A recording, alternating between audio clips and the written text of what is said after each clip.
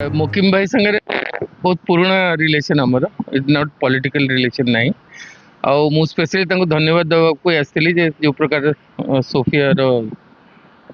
आउ मुकिम भाई साहाय्य मु जीतली से धन्यवाद देव गोटे बहुत बड़ा चर्चा होती आप बीजेपी बीजेपी बीजेपी रे तो अच्छी मु स्वाधीन भाव में लड़े विधानसभा निर्वाचन आज्ञा निज दम देखा पुणी थे पुणी गोटे मेन स्ट्रीम भर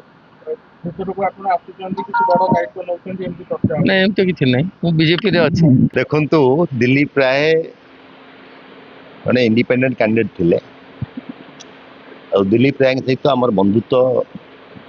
97 98 तेणु ये कौन सी रिलेटेड नुह राजनीति सहित सी आसते चंडीकर माँ का दर्शन पाई कटक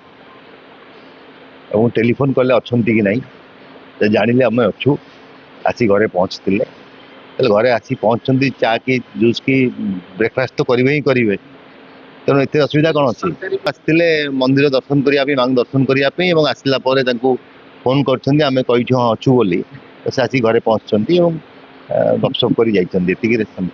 मैडम जदि आसंता काली टेक्निकाली बर्तमान कुआड़े जीवार ना कांग्रेस टिकेट जीति 2029 पर्यंत से सेमिति विधायक ही रही काम करेंगे परवर्ती अवस्था जदि दायित्व नियंती